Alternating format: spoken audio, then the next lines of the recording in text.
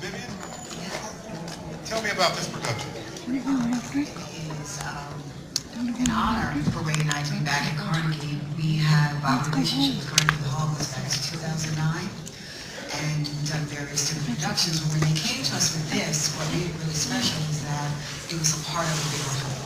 You know, it's a festival involving Carnegie, the Apollo, the Paley Center, the New York Public Library, and it's all celebrating the decade of the 60s, which was a big decade of change, and the music that went along with that. And so we're so honored to be on the same stage as these guys who are doing their show here. I'm looking forward to seeing your show. Ray, there was no more transformative decade, I think, for most of the people in this room, their families, than the 1960s. How did the music influence the movement, or the movement influence music? Well, first of all, it's a great honor for me to be back on this stage. I spent 20-something years. So I'm home. Every time I step in this building, I'm Brother, like, you are legendary. Thank you, thank you. know that. Yeah, my blood is spilled on this stage. So having said that, my blood is also spilled in this, and the blood of my whole family in this entire neighborhood. I grew up right down the block. I started the Grant Projects. If you don't know where they are, they're right down there. You can stick your head out the door and see them. My father grew up right around the corner. Went to PS 125 right down the block. So my grandfather, my whole family was ingratiated in the community. And having said that, when at the time of the 60s, I'm a child of the 60s, so my mother used to take us on marches. My mother was very active in the community in terms of being, really a social activist. And so the music of the 60s was a soundtrack to a lot of what was going on. It was the action. It fueled a lot of the emotion. It carried a lot of emotion. It said things that a lot of people were unable to say. There would be right down the street. You could walk down and see people stand up on boxes talking about social change, and there was a lot of activity. It was really just a wonderful time, and the music carried the message. Asante, tell me about Soundtrack 63. Oh man, amazing. Again, I just want to say it's a pleasure and an honor to be at the historic Apollo Theaters. This is literally a dream come true. Legendary man and his wife, such as yourself, so thank you again. But Soundtrack 63 it's a documentary. It's a fully immersive documentary for your senses.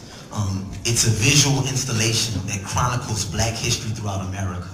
As Ray just said, he's dealing with the soundtrack of that era. And Soundtrack 63 is the soundtrack of a revolution, a soundtrack of the civil rights movement. But it brings us through contemporary era, contemporary time. And it's scored by an 18-piece orchestra. Chad, what do you want? When people see this production, what do you want them to walk away? That's really simple. All of us have a purpose. All of us have a reason for being here on this planet, and you have to find your purpose within all the madness. Brother Ray was talking about social change, and a lot of social change needs to happen right now in this country and around the world. So we want people to walk away with the soundtrack just with a renewed vigor for finding your purpose, finding your passion in this movement. It doesn't have to be in the street marching. It doesn't have to be, on a bullhorn, chanting at a protest. But there are many things that you can do to transform the society in which we live, transform the community in which you live, and that's the point of Soundtrack 63. Do you see that music still has a role like that, given what Chen was just mentioning, what Ray was mentioning about where we are in this society? I think music has the ability to. I can't necessarily say that it is as impactful in this decade as it was in the 60s. James Brown saying, "Say it loud, I'm black and I'm proud." That was really big.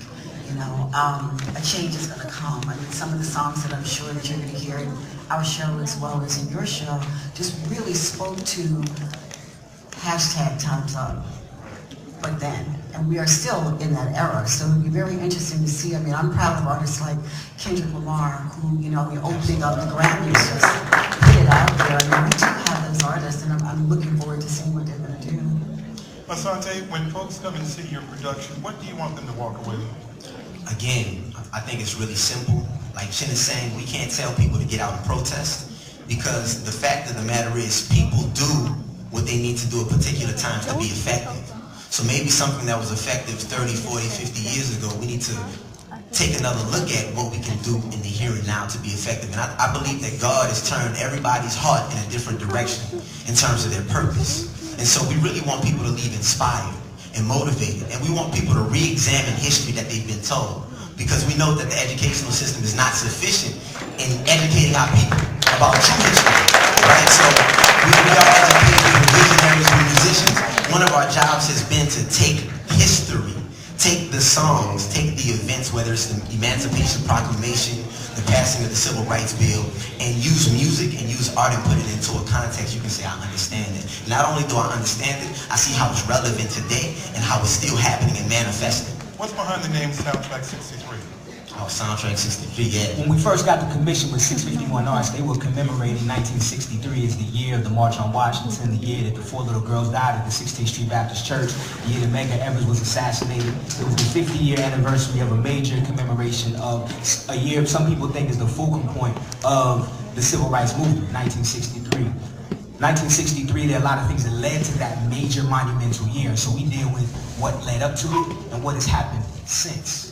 You know, so that's really kind of the impetus behind why it's 1963. We are focusing on that year in particular because it was a milestone year. But you can't understand why that year was what it was without understanding what came before it. And now understanding what's happened since. So you ask yourself, they say we've come so far, but how far have we really come?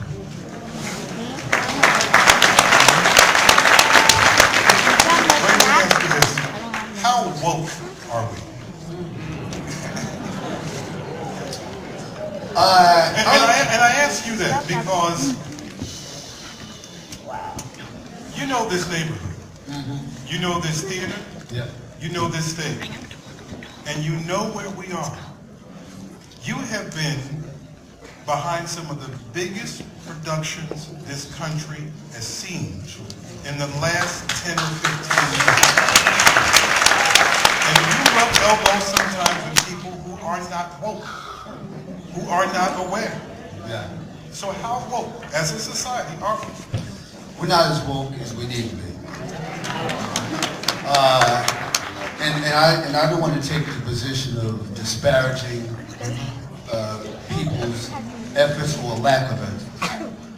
I think that what has happened is that people are becoming more aware as they're seeing that from the top down, you're not going to get any help. Okay, don't look for the life raft to come to save you. You better get up, and we got to figure out how to do this. It's not saying, oh, get up and pull yourself by the bootstraps. What it is we got to figure out how to save ourselves. You know, we got, and that's all of us. And also, black, white, any other color, we all have a stake in this together. Because one person's or one group's failure affects the rest of us. There's not one part of the boat that sinks. The whole boat sinks. And so that's it. We have a stake in this together, and I think we all feeling. I think the reason why I just looked up and saw a full house here, which is wonderful. That means there's a lot of people that are woke. And that are feeling the need to do something, say something, to be a part of something. Did anybody record that by any chance? Anybody record that? Could you hashtag White House or something? we can make sure that the White House understands that it's the whole boat that will sink. That's right. I want to thank our guests, Ray, Vivian, and Chen.